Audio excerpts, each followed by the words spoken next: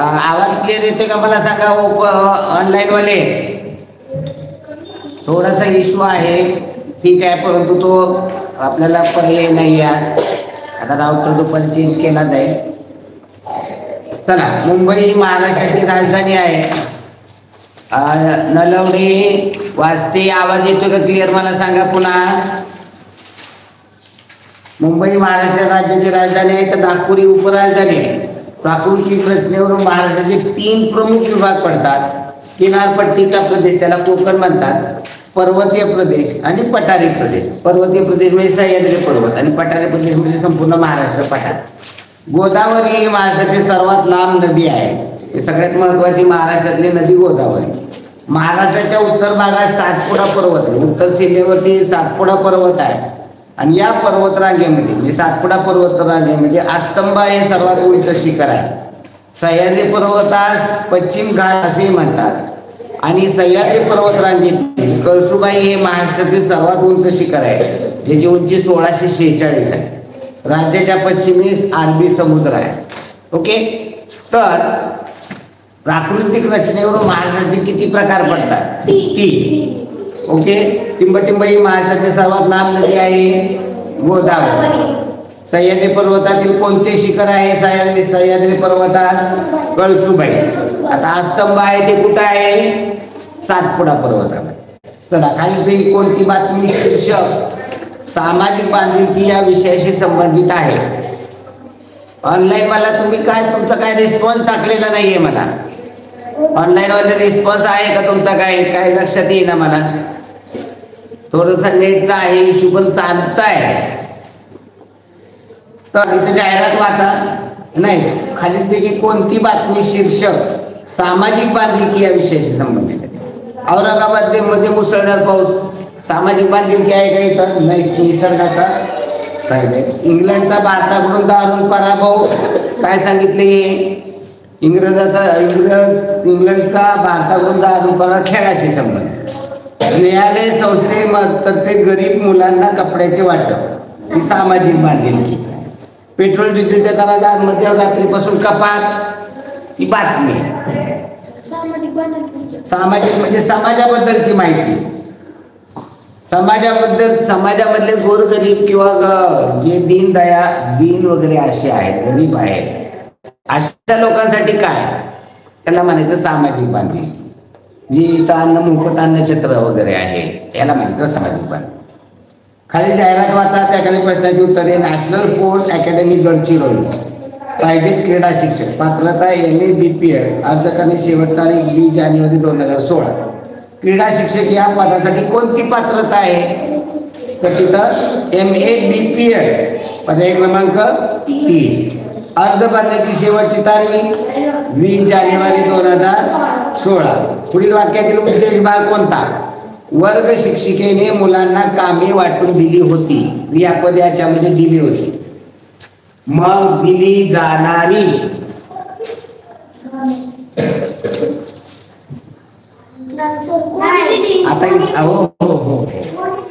आता इथं लक्ष ठेवा, जेव्हा वाक्यामध्ये कर्ता पण असतो कर्म पण असतो तेव्हा आता इथं वर्ग शिक्षिकेने मुलांना कामे वाटून दिली होती. आता दिली होती, कोणी दिली होती? आता मग इथं पहा, नारा नारी हा प्रश्न असतो, परंतु काही वेळा क्वचित प्रसंगी कोण या प्रश्नाने त्यातला कर्ता शोधावा लागतो, म्हणजे उद्देश शोधावा लागतो. आता कोणी दिली होती? वर्ग शिक्षिकेने. इथं कर्ता वर्ग शिक्षक आहे, त्यामुळे यातला उद्देश येईल वर्ग शिक्षिकेने. आणि विधेयक आहे मुलांना कामे वाटून दिली होती. म्हणजे थोडस पहा. आता जर इथं आपल्याला वेगळं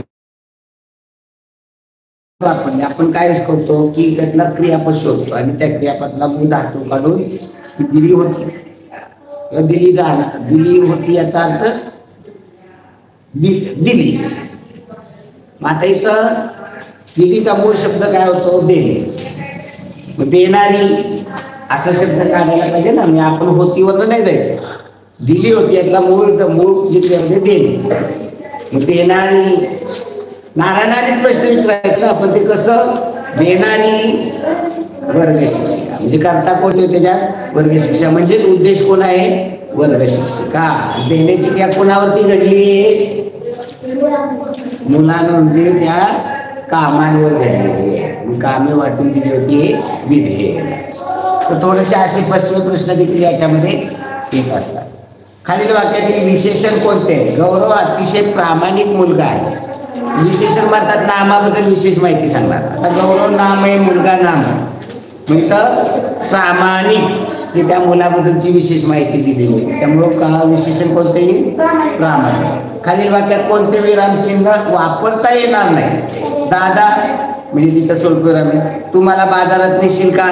इथं प्रश्न आहे. आणि बोलणं आहे म्हणून दुहेरी अवतरण चिन्ह आहे. कोणतं वाक्य याच्यामध्ये वापरलं जाणार नाही? कोणतं चिन्ह? पूर्णविराम हे चिन्ह यामध्ये वापरलं जाणार नाही. खालीपैकी शुद्ध शब्द कोणता? अनुकूल, सुगंध, संसार, अपूर्णांक. यातला शुद्ध शब्द कोणता आहे? तर शुद्ध शब्द आहे अनुकूल. अनुकूल बरोबर. सुगंध गवर अनुस्वार पाहिजे. संसार सवर अनुस्वार पाहिजे. अपूर्णांक पला पहिला उकार पाहिजे.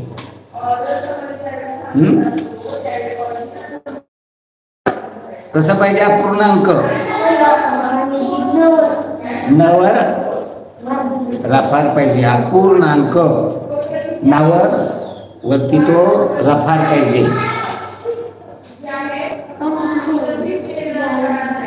पुढे पहा. खालील वाक्य भविष्यकाळी रूपात होण्यासाठी खाली कोणते क्रियापद वापरावे लागेल? मयूर शाळेत. भविष्यकाळी म्हणल्यानंतर जाईल. खाली संवाद वाचून त्या खाली प्रश्न शोधा. गीताने विचारले काय झालं का असायला? गंमतच आहे बघ. शंकरने काय दिले ते? सुशीला म्हणाय. लगेच बघू दे ना मला वाचायला म्हणून गीता तिच्या हातातून वही घेऊन वाचू लागली. रमेश चिंताग्रस्त झाला. मूळ वाक्य असे होते. रमेश चिंताग्रस्त झाला असं शंकरने चीवर अनुस्वार दिला नाही असं म्हणून तीही हसू लागली. सगळेच हसू लागले. त्यामुळे हसताना सगळे शंकरकडे पाहत होते. आपण काही फार मोठा गुन्हा केला नाही अशा विरोधात शंकर म्हणाला. अगं अनुस्वार द्यायचा राहून गेला त्यात काय एवढं? अरे त्यामुळे चिंताऐवजी चित्ता झालं ना. माहितीये का तुला? चित्ता म्हणजे प्रेताच्या दहनासाठी रचलेल्या लाकडाचा ढीग आणि चिंता म्हणजे काळजी. त्यामुळे अर्थाचा केवढा आनंद होतो. चिंता म्हणजे काळजी. चीवर आणि अनुस्वार जर दिला नाही तर चिता. माणूस दिल्यानंतर त्याला स्मशानात गेल्यानंतर तिथे लाकडाचा ढीग रचतात. त्याला म्हणतात चित्ता. त्या चितेवरती त्या माणसाला ठेवतात आणि जाळतात. तर इथं चित्ता आणि चिंतामधला हा फरक. संवादात किती जणांनी भाग घेतलेला आहे? कुणी कुणी भाग घेतलाय बघा बरं. गीता,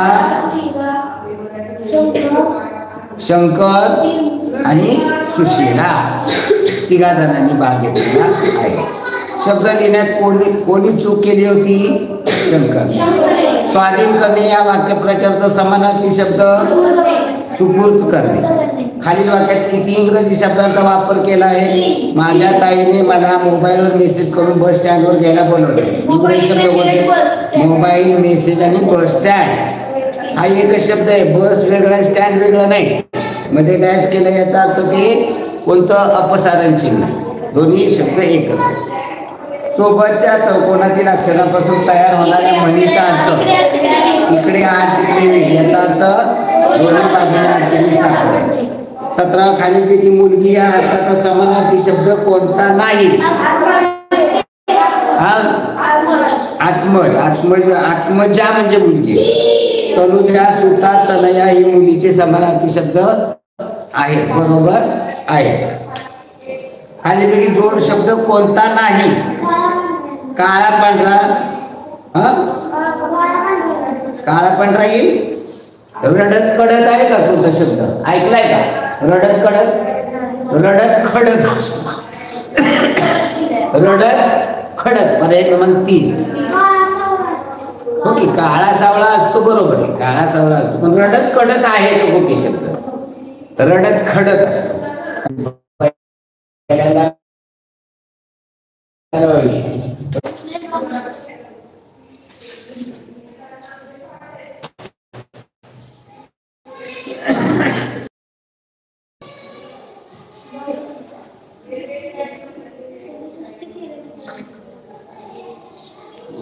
झालं?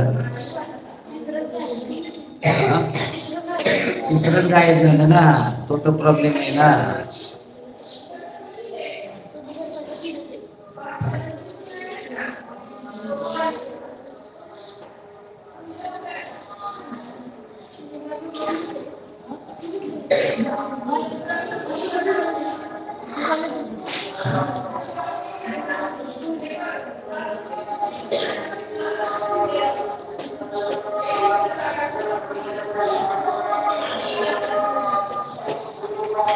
थोडासा चला पुढे पहा. खालील वाक्यात अधोरेखित शब्दाचा या वाक्यातील अर्थ कोणता? केंद्र शासनाच्या नोटाबंदीच्या निर्णयामुळे महापालिकेच्या प्रमाणात कर गोळा झाला. करला अंडरलाईन. कर म्हणजे हात असतो, पण या ठिकाणी काय अर्थाने महापालिकेला मोठ्या प्रमाणात कर गोळा झाला. कर म्हणजे सरकारी सारा. आता कर म्हणजे हात, ते पण बरोबर आहे. कर म्हणजे किरण, हे पण बरोबर आहे. कर म्हणजे सरकारी सारा, हे पण. कर म्हणजे मदत नाही, पण ते कुठल्या अर्थाने वापरले ते बघणं गरजेचं आहे.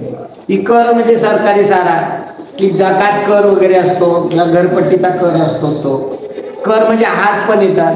आणि कर म्हणजे सहस्र कर, सूर्याचे सहस्र कर पृथ्वीवर आले, जिथं सूर्याचे किरण असं पण येईल. म्हणजे तिथं कोणत्या अर्थाने हे व्यवस्थित समजून घ्या. थोडासा आज विद्यार्थी बाळांना थोडासा प्रॉब्लेम येतोय. राउटर चेंज होईल दुपारी, उद्या नाही काय अडचण येणार. पुढे पहा. थोर व्यक्तींचे नाव व त्याचे संबोधन याची अयोग्य जोडी. महात्मा ज्योतिबा फुले बरोबर आहे. स्वातंत्र्यवीर धोंडो केशव कर्वे नाही. स्वातंत्र्यवीर कोण आहे? विनायक दामोदर सावरकर. नेताजी सुभाषचंद्र बोस बरोबर आहे. पंडित जवाहरलाल नेहरू बरोबर आहे. पुढे अंबारखाना हा निवारा कोणत्या प्राण्याचा आहे? हत्तीच्या निवाऱ्याला अजून काय काय म्हणतात? अंबरखाना म्हणतात आणि हत्तीखाना म्हणतात. खाली वाक्यात रिकाम्या जागी अनुक्रमे योग्य पर्याय शोधा. टिंबटिंब काळे ढग जमा होतात, विजांचा टिंबटिंब सुरू झाला. आकाशात काळे ढग जमा होतात, विजांचा कडकडाट सुरू झाला. तर पर्याय क्रमांक 2 येईल. चला पुढे गणिताचा पहा. 68 ही संख्या रोमन संख्यात कशी लिहा? 68. आता 60 आणि 8 68. एल पहा, एल सी याला एल सी काय? एल सी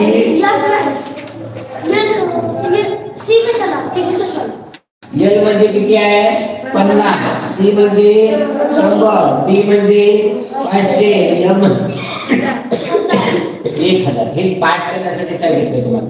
आता या 68 लिहायचे कसे? तर 50 ला एल, 50 6 60 नंतर 8 लिहायचे.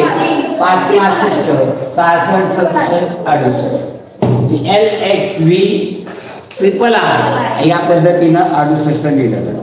त्याचा व्हिडिओ तुम्ही बारकाईने पहा. त्याच्यामध्ये अगदी व्यवस्थित मी अगदी लाखापर्यंत म्हटलं तर तुम्ही ह्या रोमन संख्या लिहू शकता. 4.25 कोटी ही संख्या अंकात कशी लिहा? आता 1 कोटी इथं अकोला हा आपण शिकवले. अब्ज नाही गरज.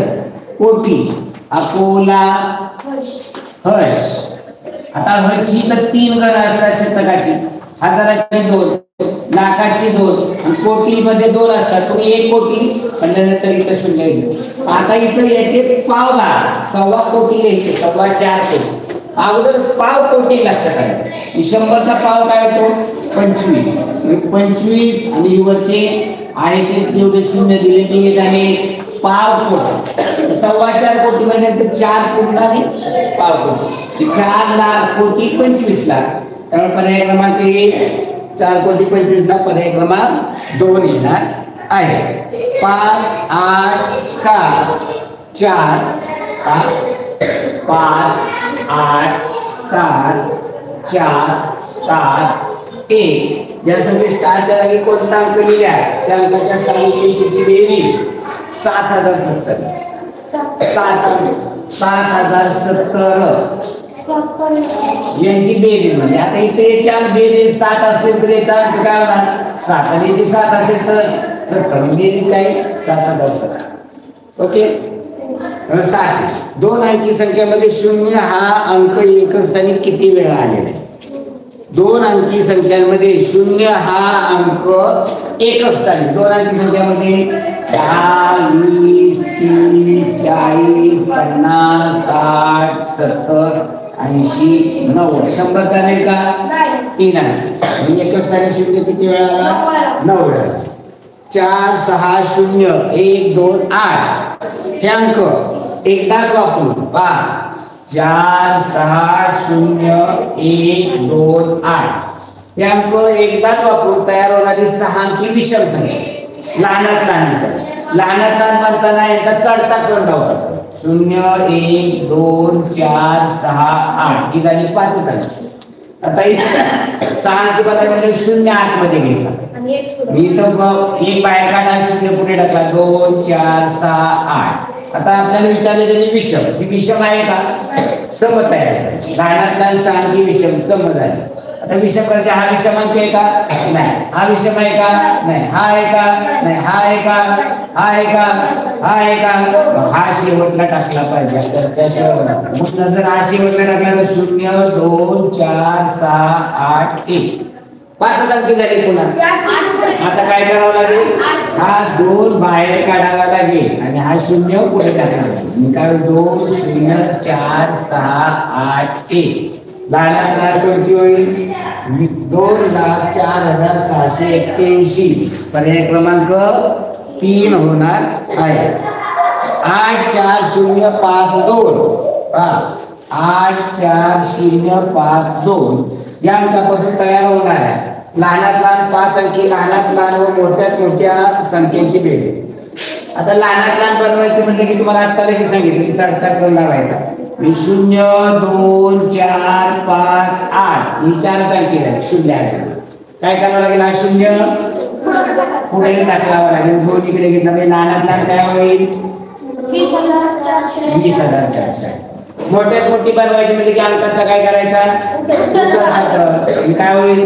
8, 5, 4, 2, 0 ही मोठ्यात मोठी झाली.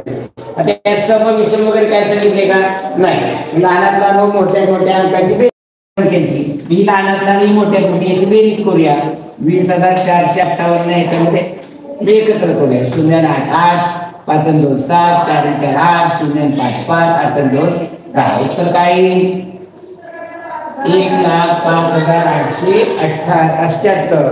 पर्याय क्रमांक 4. 68 नंतर येणारी 5वी विषम संख्या कोणती? पहा 68 नंतर येणारी 5वी विषम. आता इथं काय करायचं? पहिली विषम काढायची. 68 नंतर येणारी पहिली विषम कोणती? 69.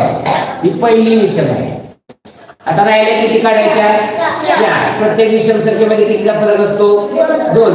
म्हणून एक पहिली काढली आधी 2 गुणिले 4. तर प्रत्येक विषम संख्येमध्ये कितीचा फरक असतो? 2. म्हणून 2 गुणिले 4 69 अधिक 4 दुने 8. 69 8 77. क्रिकेटचा एक सामना पाहण्यासाठी 11,22,426 स्त्रिया, 13,05,918 पुरुष उपस्थित होते. तर एकूण किती प्रेक्षक उपस्थित होते? काय करावं लागेल? त्यांची बेरीज. 11,22,426 स्त्रिया आणि 13,05,918 पुरुष यांची आपल्याला बेरीज करावी लागेल. म्हणजे एकूण उपस्थित कळेल. 8 आणि 7 14 4 चाले 2 आणि 2 4 9 4 13 3 5 आणि 6 2 8 3 आणि 2 2 3 आणि 4 1 आणि 2 24,28,344. पर्याय क्रमांक पहिला. 5.25 लाख व 45 लाख यांची बेरीज. आता इथं अकोला आहे तुम्हाला शिकवलं. इथं लगेच 5.25 लाख करायचे लागतात. आता हे पुसून टाकतो. इथं 1 लाख लिहिले की मग त्याचे पाव लाख हे लक्षात घ्यावं. कसे करायचे? लाख पाव लाख कसे करायचे? का 5.25 लाख द्यायचे. लाख 1 लाख इथं 0 1 असं द्यावं लागेल. हजाराची 2 कलम, शतकाची 3 कलम, ही झाली 1 लाख. आता पाव लाख करायचे, 100चे पाव भाग करताय. 100चा अर्धा भाग 50, 100चा पाव भाग 25, म्हणजे 100चे पाव भाग 25 आणि वरती 300, म्हणजे झाले 25,000 पाव लाख. आपल्याला किती झाले? 5.25 लक्ष, म्हणजे 5 आणि पूर्ण पाव, म्हणजे 5 लक्ष आणि 25,000 म्हणजे झाले 5.25 लाख. आणि 45 लाख, आता हे वरचं पुसून टाक. आणि 45 लक्ष, 45 लक्ष लाख म्हणजे जे 2 अंक असतात 45 लक्ष म्हणजे लाख, 45 लाख. यांची बेरीज किती? याची बेरीज करा. 5 × 10 0 4 1 5, 50,25,000. पर्याय क्रमांक 3. खाली ते कोणत्या वजाबाकीचे उत्तर? 8,70,534 आहे. कुठला पर्याय? तेवढा डायरेक्ट घेऊया. पर्याय 2. बघा, 12,26,657, 12,26,657. आता इथं पर्याय कट पद्धत वापरायला पाहिजे पहा. 3,56,000, 3,56,123. यांची वजाबाकी किती सांगितली आपल्याला रे? 8,70,534, 8,70,534. एकच सांगतो तुम्ही मला लक्ष द्यायचं. पर्याय कट पद्धत असताना 2 मधनं 8, पहिला पर्याय बघा. 2 मधनं 8 जात नाही, 12 8 गेले 4 राहत आहे, 7 3 गेले 4 राहते. फक्त एकच स्थान बघा, 7 3 गेले 4 राहते. आणि चौथा पर्याय बघा, 0 4 गेले तर 4 नाही येते सगळं. म्हणजे सगळे सोडवण्याशिवाय पर्याय नाही. इथे 4ही पर्याय सोडवला हवे होते, इथं पर्याय कट वापरता येत नव्हते. चला 36वा प्रश्न. बरोबर आहे नाही? मी बघितलं नाही, तुमच्यावरती मी विश्वास ठेवतो. चला 36वा पहा. यातनं एक 68 एक दशक शतक हजार 68,50,000 एक मधनं कोणती संख्या वजा केल्या 12,10,785 येतात. इथं पण वापरावं, इथं सोडवावं लागणार आहे. इथं काय करायचं? तर 12,10,000 कोणत्या संख्येत न म्हणजे 68,50,000 एक याच्यामधनं कोणती संख्या वजा केल्या 12,10,685 राहतात. तर मग याच्यातनं हे वजा केले की कोणती संख्या वजा करावी लागेल? एक मध्ये जात नाही, 11तनं 5 गेले 6 राहिले, 0तनं 9 जात नाहीत, मानाचा जागा 10तनं 9 गेले 1 राहिले, 0तनं 7 जात नाही, मानाचा जागा देऊन टाका, 10तनं 7 गेले 3 राहिले, 0तनं 1 जात नाही, मानाचा जागा देऊन टाका, 10तनं 1 गेले 9 राहिले, 5तनं 2 गेले 3 राहिले, 8तनं 2 गेले 6 राहिले, 7तनं गेले 5. 56,39,316 पर्याय क्रमांक 1 आहे. चला पुढे 5,050 गुणिले 25 बरोबर 5 गुणिले 64. ही गणिताचं समीकरण समजून घे. 5,050 गुणिले 25 बरोबर 5 गुणिले, आता इथं गुणाकार करत बसू नका. गुणाकार इथं काढायचं, याला 5 काय गुणिले ते इथं पाठवले तर काय होतील? म्हणजे 5,050 गुणिले 25 भागिले 5. इथं राहिले काय 5 ने कुणीकडे भागा, कुणीकडे घालवता 5 5 25 करा, महागुणाकार करा 5 0 0, 5 5 25 5 चले 2, 5 0 0 2 2, 5 5 25. उत्तर काय येणार आहे? 25,250. याला काय म्हणतात व्यवहारामध्ये? 25,000. 25,000. एका संख्येला 7 ने गुणण्याऐवजी 9 ने गुणले तेव्हा गुणाकार 56 म्हणजे जास्त आला. पहा एक संख्या आहे, आता उदाहरणार्थ पहा मी त्याचं श मानतो, या संख्येला 7 ने गुणलं ऐवजी या संख्येला 9 ने गुणलं. आता 7 ने गुणलं असतं तर किती आला असता रे गुणाकार? 700. 9 ने गुणलं तर काय येणार गुणाकार? 900. म्हणजे इथं मोठे आले मोठे येणार आहे आणि यातला फरक 56, यातला फरक काढला 900 वजा 700 बरोबर 56 दिलेले आहे. यातलाच फरक किती आहे? 9 क्ष वजा 7 क्ष दिले, 2 क्ष बरोबर 56. मग क्ष बरोबर 56 भागिले 2 केलं तर काय 20. इथं काय करायचं की याच्याला गोजूक दिलेला आहे जो फरक वाढला 56. या दोघांची वजाबाकी करायची. 9 सारखेले 2 बरोबर 2 भाग बरोबर 56 आणि 1 भाग बरोबर 28. तर ती संख्या कोणती आहे? 28. 28 सत्ता बघा, 28 सत्ता 96. 28 नव्हे 252. यातला फरक काढून बघा, तो 56 येतो. इथं पाडा म्हणत बसायचं नाही किंवा करत बसायची गरज नाही. पुढे एका संख्येला 7 ने गुण झाले. 5850 भागिले 18 बरोबर 325. तर 3250 गुणिले चौकट बरोबर 58500. काय मिळते? 5850 भागिले 18 बरोबर 325. मग इथं 325 गुणिले 18 केलं तर ते 5850 येईल. आता गणित दिलं काय दिले? 3250 गुणिले चौकट बरोबर 58500. तर तुम्हाला मी आता सांगितलं होतं की या दोघांचा गुणाकार येतोय, म्हणजे काय होईल? 325 गुणिले 18 एवढं जर गुणाकार केला तर तो 5850 येणार. इथं काय झालं याच्यामध्ये? इथे 1 शून्य वाढला म्हणजे इथे 1 शून्य वाढणार आहे. जिथं 325 होतं ती 3250 झाली, 1 शून्य वाढला म्हणजे उत्तरात 1 शून्य वाढवलेलं आहे.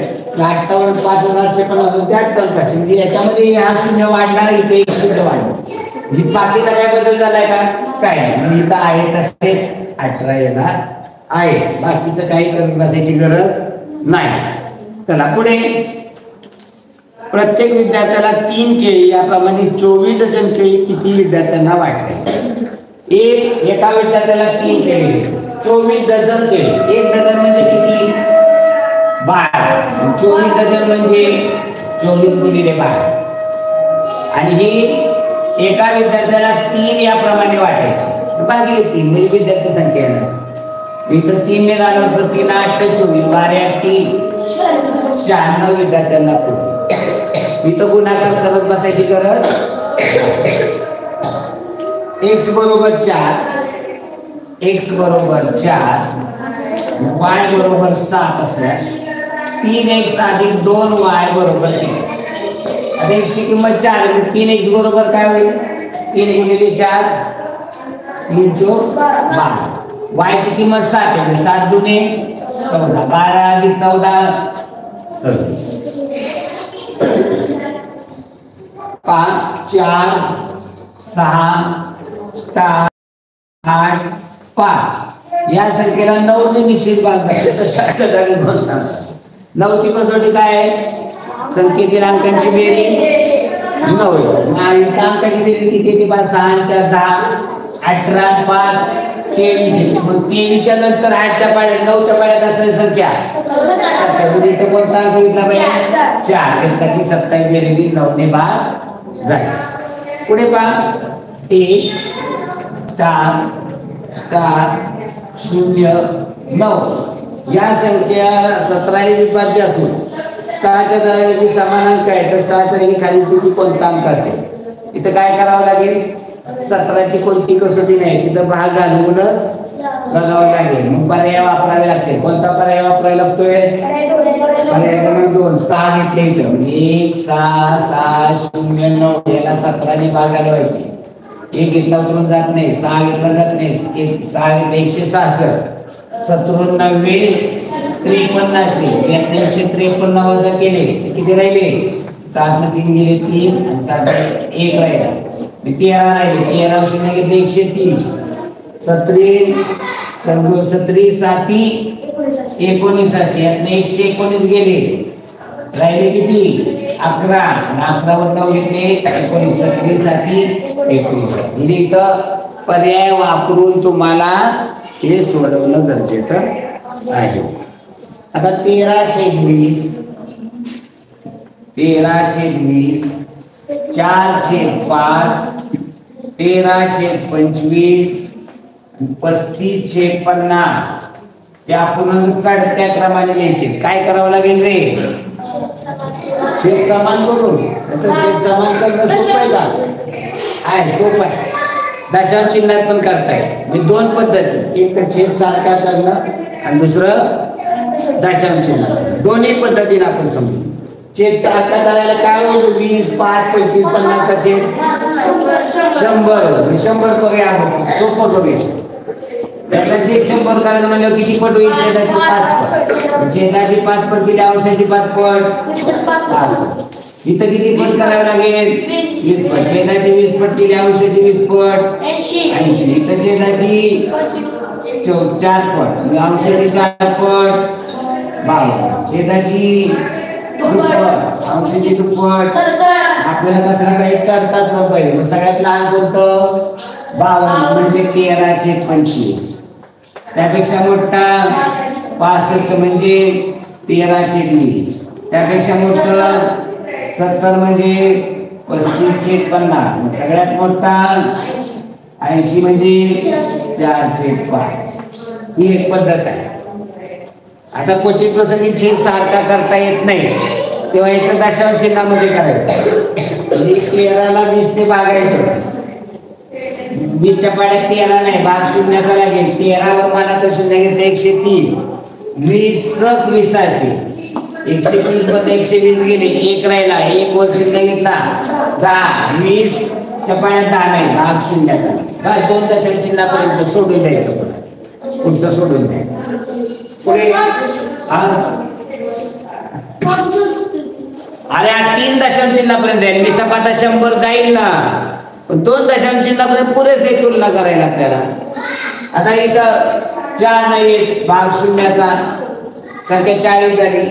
पण 4 ते 40 1 मध्ये संपले. पुन्हा 2 दशांश चिन्हापर्यंत याला न्यायचंय. 40 पुन्हा शून्य घ्यायचा 40. पण 4 ते 40 झाले. तिथं 40 मध्ये 40 गेले, शून्य वरनं पुन्हा मला शून्य घेतला 5 0 करायचं. आता तुम्हाला इथं संपलं तरी का वाढवला? पण सगळे दशांश चिन्ह सारखी करायचे ना, मग तुलना करायला सोयीस्कर जातं. एका ठिकाणी 3 दशांश चिन्ह आहेत, एका ठिकाणी 1 दशांश चिन्ह आहे, एका ठिकाणी 2 दशांश चिन्ह. तुलना करता येईल का? नाही. मग तुलना करण्यासाठी दशांश चिन्ह नंतर काय करायचं? एक सगळीकडे एक वर थांबायचं. हा,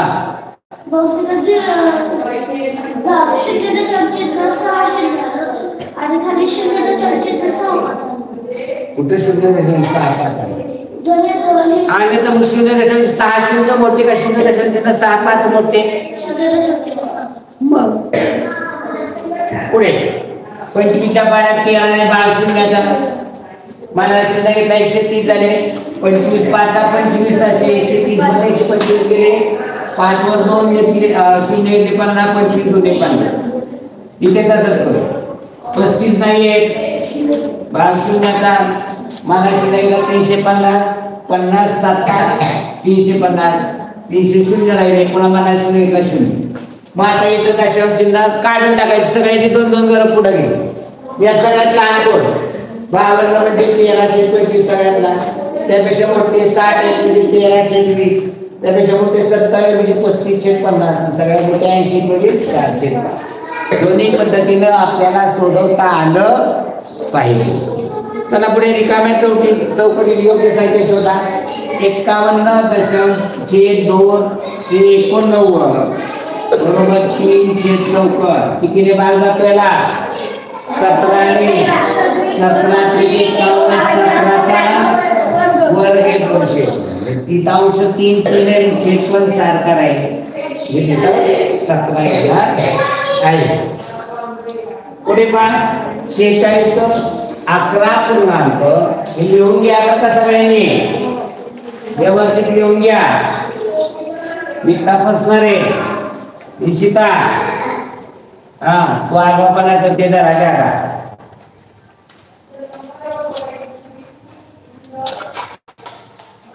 11.3/9 या पूर्णांकाचा अंश खाली किती करू? अंश कसा काढायचा? या दोघांचा गुणाकार 9 गुणिले 11 करा किंवा 11 गुणिले 9 असे झाले आणि त्याच्यामध्ये अंश मिळवला जातो. 11 गुणिले 9 आणि 3 पुन्हा बरे क्रमांक 3 11 गुणिले 9 अधिक 11 म्हणले 2 गुणिले 10 अधिक काय चुकतंय इथे 46वा प्रश्न 46 पर्याय क्रमांक 4 आहे. काय पर्याय क्रमांक 4 2 अधिक 10 गुणिले 10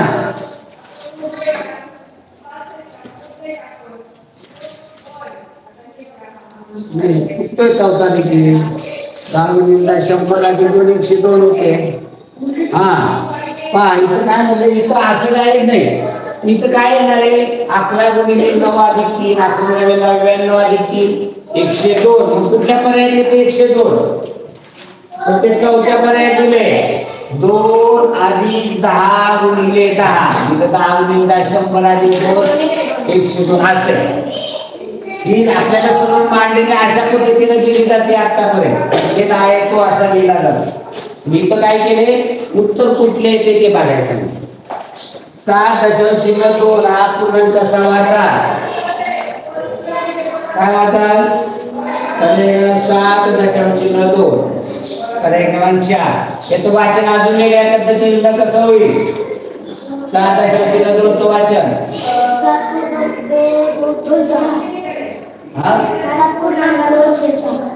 7.2 असं लिहिले काही तर असं लिहिल्यावर तो वाचन ठीक आहे 7.2 हे बरोबर वाचन आणि इतर वाचन असंही होतं काही क्वचित प्रसंगी आता अंश छेदामध्ये असल्यानंतर ते इथं 7.2 परंतु इथं दशांश चिन्हाच्या नंतर 0.2 ते बरोबरच आहे 7.2 असंच फक्त वाचन. पुढे पहा 1.08 हा पूर्णांक व्यवहार्य पूर्णांकातले एक पूर्णांक आहे इथं दशांश चिन्ह नाही समजून ही संख्या लिहा 0.8 नुसतं 8 लिहा दशांश चिन्ह किती संख्येच्या अगोदर आहे 2 म्हणून एकावरती 2 0 याचा टाळा करून लगेच बघायचा 100 गुणिले 1 100 अधिक 8 108 छेद 100 याचं दशांश चिन्ह करताना एकावर 2 0 म्हणून दशांश चिन्ह 2 संख्येच्या अगोदर अंश आहे तसा द्या 2 0 म्हणून दशांश चिन्ह 2 संख्येच्या जे उत्तर हे पूर्णांक पूर्णांकात आणि व्यवहार्य पूर्णांकात हे दोन्ही पण बरोबर आहेत. कोणता पर्याय दिलेला आहे त्याच्यामध्ये पर्याय क्रमांक 4 2 दशांश पूर्णांकाची बेरीज 238.62 त्यातील 1 दशांश पूर्णांक 49 दशांश 4 6 असेल तर दुसरा गुण या बेरजेमधनं पहिला दिलेला आहे तो बघा काय 238.62 दुसरी संख्या लिहिताना अगोदर दशांश चिन्हाखाली दशांश चिन्ह लिहा आणि मग 49.46 यांची वजाबाकी करायची. 2 मध्ये 6 जात नाही मला त्याचा घ्या 12 तर 6 गेले 7 6 मधनं 5 गेले 1 8 मधनं 9 जात नाही मला त्याचा घ्या देऊन टाका 8 मधनं 9 गेले 9 3 मधनं 5 जात नाही मला त्याचा घ्या देऊन टाका 13 मधनं 5 गेले 8 2 मधनं गेले 1 दशांश चिन्हाखाली दशांश 189 दशांश चिन्ह 16 पर्याय क्रमांक 3.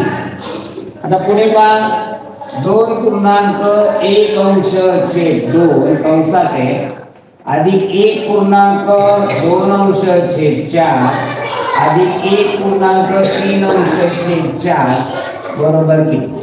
आता याची बेरीज जर करायची असेल तर तुम्हाला हे अंश अधिक मध्ये करायला लागते. बेरीज 4 5 छेद 2 अधिक 4 एके 4 2 6 छेद 4 अधिक 4 एके 4 आणि 3 7 छेद 4.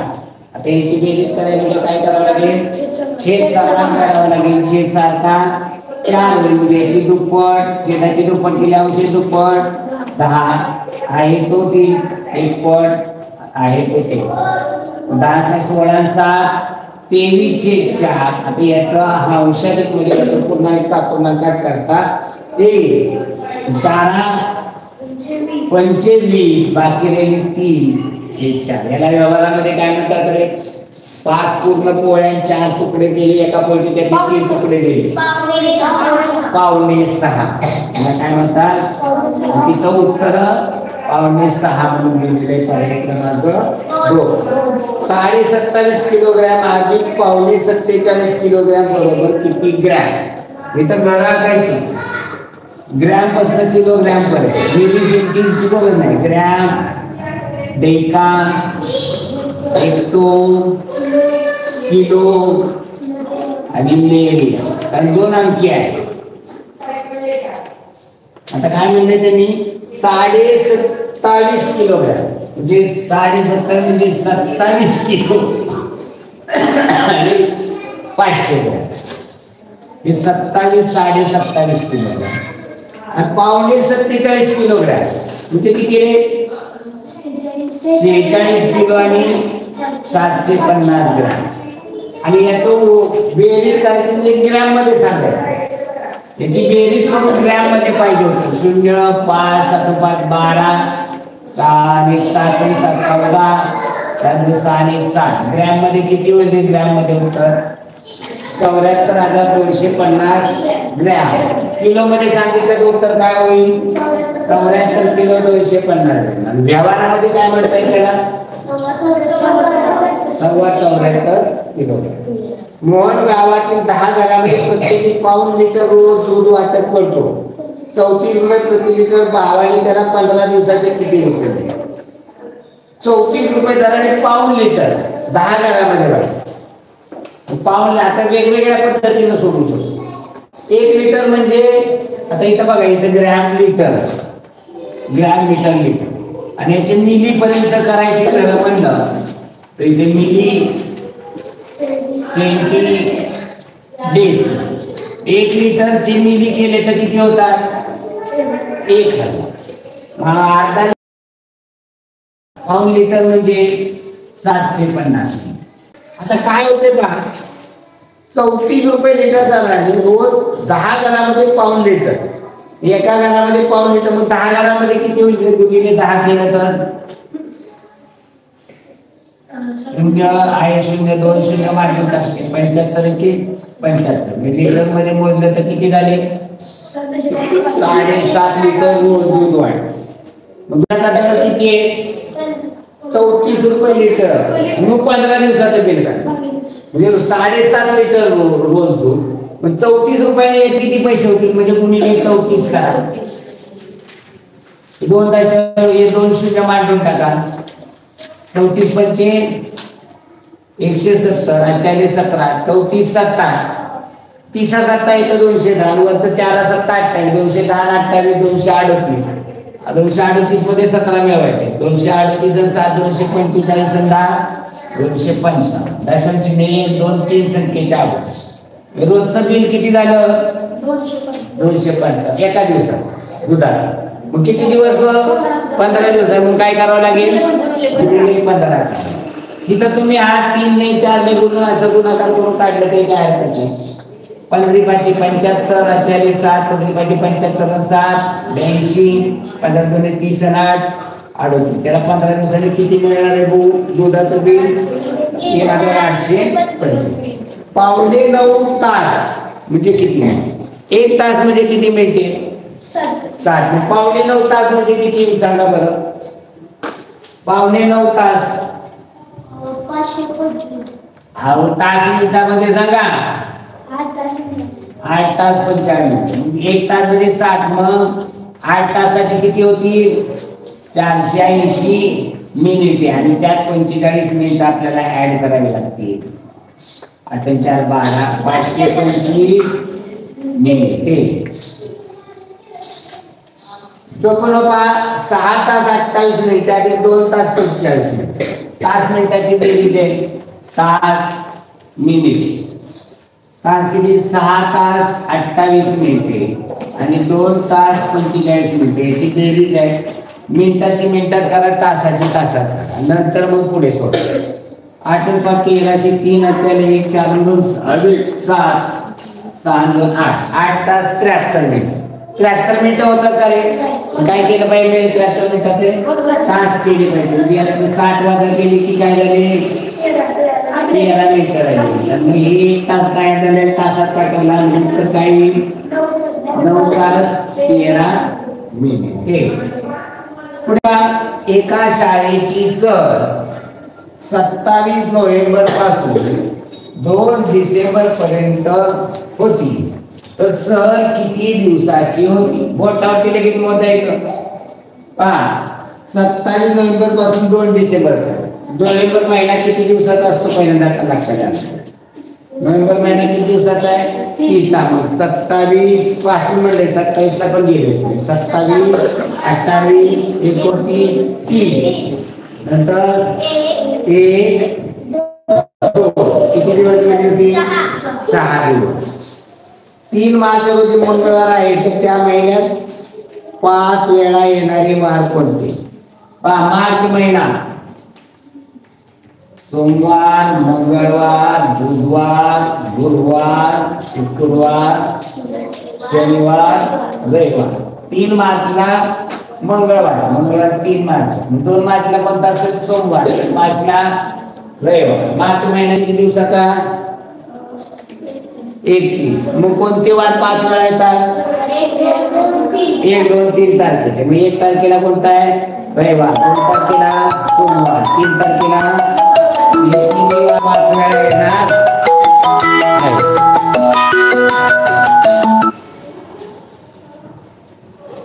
हे 3 वार 5 वेळा येणार. येणारे वार रविवार, सोमवार, मंगळवार. पर्याय क्रमांक 2. 3 रिम कागद 60 विद्यार्थ्यांना समान वाटल्या प्रत्येकाला किती कागद मिळेल? आता 3 रिम का 1 रिम म्हणजे किती रे? आता इथं पर्याय बघा कशात आहे?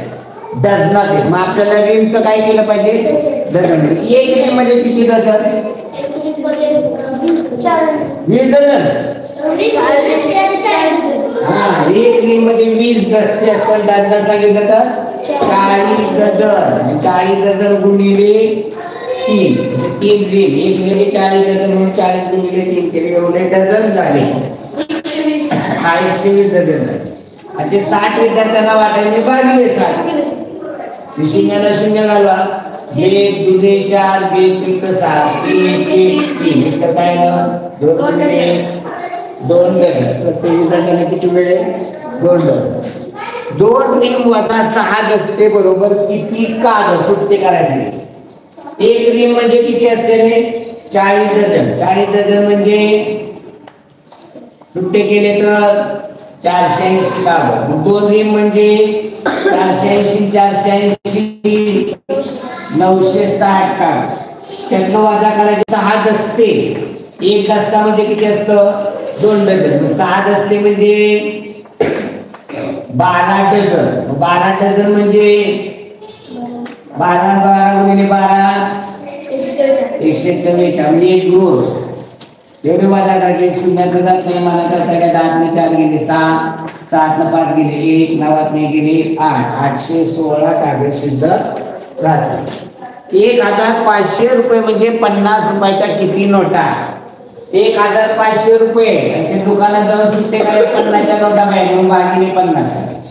एका शून्याला 1 शून्य गेले 5 त्रिक 15 वरचे 0 0. 1500 म्हणजे 50च्या किती नोटा? 30 नोटा. अमोलने 12 रुपये दराने 3 वह्या, 9 रुपये दराने 5 पेन आणि 5 रुपये दराने एक पेन्सिल विकत घेतली तर त्याने दुकानदाराला किती रुपये द्या? 12 रुपयाने 3 वह्या म्हणजे 12 गुणिले 3 36 रुपये. 9 रुपये दराने 5 पेन 9 गुणिले 5 45. हा 5 रुपये दराने एक पेन्सिल म्हणजे 5 रुपये. 5 5 10 16 7 ने 8 किती बिल आहे दुकानदाराचं? 86. हे हिशोब आपल्याला जमला पाहिजे. मग त्याने दुकानदाराला 100ची नोट म्हणजे या गोष्टी तुम्हाला व्यवहारातल्या कळल्या पाहिजे की बिल किती झालं, बिल कसं तयार करायचं, मग त्यातनं पैसे किती झाले, मग दुकानदाराला तुम्ही कसे द्यायचे पैसे. हा 86 रुपये बिल झाले 100 रुपये देऊन 4 रुपये आले. गरीबांना मागायला का नाही? नव्वद ऐकायला येते तुला. तर लक्ष दे भैयानी, व्यवस्थित अभ्यास कर तर उपयोग आहे. अभ्यास केला तर घे, प्रत्येक गोष्ट बारकाईनं करणं गरजेचं असतं. चला पुढे पहा. रवीने 3,22,000 22,800 रुपयांना विकत घेतलेली गाडी जेव्हा विकली तेव्हा त्याला 72,200 रुपये तोटा झाला. तर त्याने ते गाडी किती रुपयास विकली? काय करावं लागेल रे? विक्री मधलं तोटा काय करावा लागेल?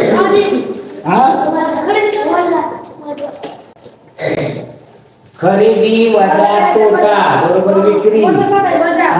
3,22,800 रुपयाला विकत त्याने घेतली होती आणि त्याला 72,200 रुपये तोटा झाला. म्हणून 72,200 रुपये यातनं वजा करावे लागतील. जी खरेदी आहे हा तोटा आहे तेव्हा विक्रीची किंमत. 0 8 2 गेले 6 2 2 गेले 0 4 7 गेले 5 गेले 2 3 गेला 2,50,600 रुपयाला त्यांनी ती गाडी विकली. त्यामुळे त्याने जेवढे पैसे खर्च केले होते तेवढे पण त्याला मिळाले नाही. पुढे पहा. 400 ग्रॅम हे 5 किलोग्रॅमच्या शेकडा किती? आता दोन्ही परिमाण सारखे करे, परिमाण सारखे. 400 ग्रॅम 5 किलोग्रॅमचे ग्रॅम केले तर 1 किलोग्रॅम बरोबर 1,000.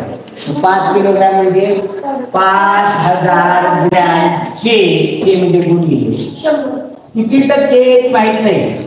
1% बरोबर 400 ग्रॅम. ही समीकरण तयार करता आलं. आणि मग x म्हणजे 100 असतं. x ला मोकळा करायचा. x बरोबर 400 गुणिले 100 भागिले 5,000. इथं 3 शून्य इकडं 2 आणि इकडे 1 घालवला. 5 × 5 45 40 8%. 5,000चे 8% बरोबर 5 किलोग्रॅमचे 8% बरोबर 400 ग्रॅम. 10% दराने एका रकमेचे 2 वर्षाचे व्याज 1,148 होते तर ती रक्कम डायरेक्ट रकमेचं सूत्र वापरायचं. व्याज गुणिले 100 भागिले दर गुणिले कालावधी. 1 शून्य घालवला 1 पंचे 10 इथं 5 ने गुणलं 45 40 0 44 5 24 5 1 5 2 7 5 1 5 ते मुदत 5,740. 5,400 चा शेकडा 6 किती? चा म्हणजे गुणिले 5,400 चा 6% म्हणजे 100. 2 शून्याला 2 शून्य घालवा 6 चौक 24 4 चले 2 6 34 2 32 किती येतील? 324. पुढे एका बागेतील एकूण झाडे 5,460 आहे. त्यापैकी शेकडा 25 झाडे आंब्याची असल्यास त्या बागेत आंब्याची झाडे किती? सोपं आहे. 25% विचारलेले आपल्याला डायरेक्ट आंब्याचीच विचारलेले. आंब्याचे 25% 5,460 गुणिले 25% म्हणजे 25/100. 1 शून्य 1 शून्य घालवा 5 ने घातलं तर 5 गुणिले 10 5 5 25 इकडे 2 ने घालवलं तर 2 2 4 1 राहिला 1 4 14 2 7 14 2 6 273 गुणिले 5 5 1500 5 चले आता 27 36 5 गुणिले 10 3 13 1,365 आंब्याची झाडं आहेत. सोबतच्या आकृतीत लघुकोण किती? आकृती काढूया नीट व्यवस्थित समजून घेऊया. आपण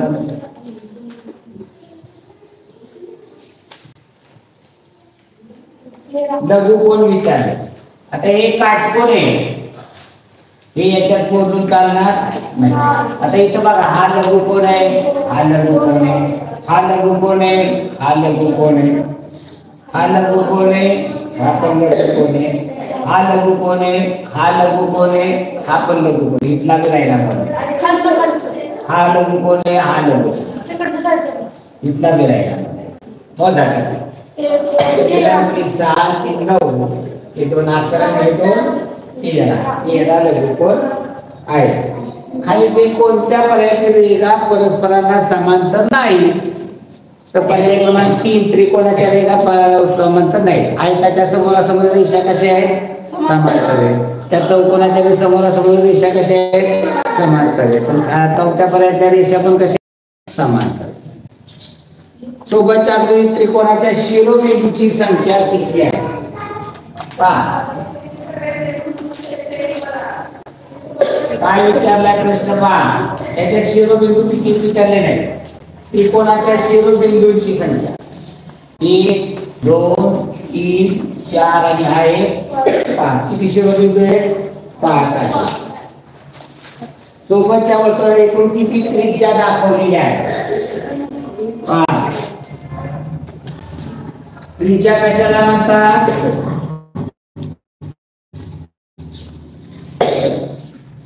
वर्तुळ केंद्रापासून परिघावरील बिंदू जोडणार.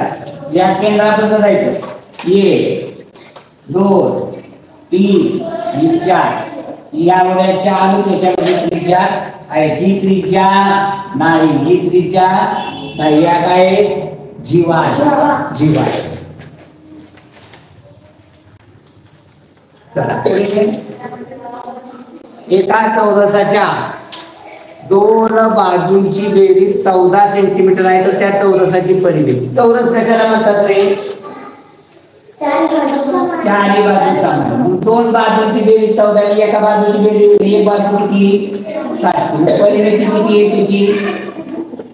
परिमिती म्हणजे काय असतं? चारही बाजूची बेरीज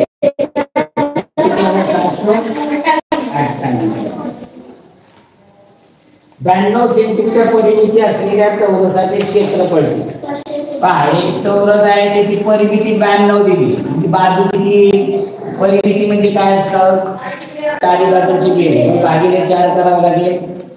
4 गुणिले 8 बाकी 9 नागरिक करायला 1 12 4 12. बाजू किती आली? 23. चौरस क्षेत्रफळ कसं काढतो? 23 गुणिले 23 23 चा वर्ग 529 चौरस सेंटीमीटर क्षेत्रफळ हे चौरसामध्ये सांगितलं जातं. आता आकृती बंद पहा. पहिल्यांदा फक्त आकृत्या बघा. ते टिंबाकडे लक्ष देऊ नका. चौरस आहे. त्रिकोण त्रिकोणाने एक बाण दिलेला आहे. म्हणजे रेषा किती? त्यात पण 4 आहे. चौकोन त्रिकोण आधी साधे सोप्या पद्धतीने चौकोन त्रिकोण चौकोन त्रिकोण चौकोन त्रिकोण येणार. त्रिकोणावर पर्याय कोणता? कट होत. आता रेषा बघा तिथं त्रिकोणाची रेषा पहिल्यांदा कुठे आहे? डाव्या बाजूला आहे. नंतर कुठे गेली? उजव्या बाजूला. आता कुठे येणार आहे? खाली येणार. त्यामुळे पर्याय क्रमांक 3 येणार. आणि रेषा कशा फिरतायत? घड्याळाच्या दिशेने. 73 74 पहा. एका जंगलातील झाडांची नावे व त्यांची संख्या दिलेली आहे. त्या माहितीच्या आधारे एक चित्र म्हणजे किती झाड आहे? 15. अगोदर झाडांचं ह्याच्यामध्ये करावं लागते का सोडवल्यावर पुन्हा करायचे हे तुम्ही ठरवायचं असतं. लक्षात ठेवा. अगोदर पहा प्रश्न बघू. जंगलात आंबा व चिंचेची एकूण झाडे. आंब्याची किती? 1. चिंचेची किती? 3. म्हणजे एकूण किती झाली? 4. म्हणजे एकूण झाडं काढायची कशी? 15 गुणिले 4 60 झाडं. जंगलामध्ये बाभळीची झाडे पिंपळाच्या झाडापेक्षा कितीने जास्त आहे? बाभळीची किती आहे? 3 आणि 3 6 आणि 6. आणि पिंपळाची 2. पिंपळाची झाड किती जास्त आहे? 5. एक झाड म्हणजे 15. 5 झाड म्हणजे 15 75. तर घडणी पहा. घडणीचा आतापर्यंत बऱ्याच वेळा प्रश्न आलेला आहे. तुम्हाला तो चांगला शिकवलेला पण आहे. त्यामुळे तुम्ही घडणी आता चुकत नाही.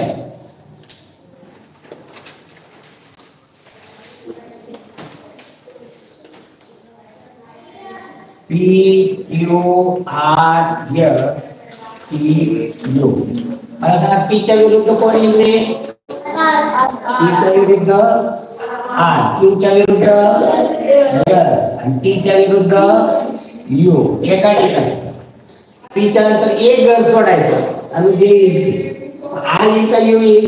तर असं बघितलं तर एक घर सोडून यू येत नाही. एक घर असं बघितलं तर सोडून येतो. म्हणजे पीच्या नंतर एक घर सोडून आर, क्यूच्या नंतर एक घर सोडून वरती बघितलं तर एक घर सोडून काहीच नाही, खाली बघितलं तर एक घर सोडून काहीच नाही, पण असं बघितलं तर एक घर सोडून आर सोडून यस.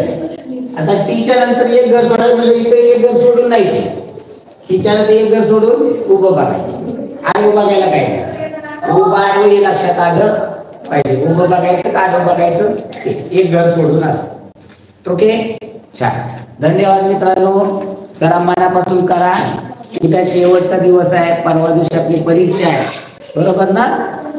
जरा आज पाठांतर वगैरे करा. हे बघा पेपर संपल्यानंतर आता आले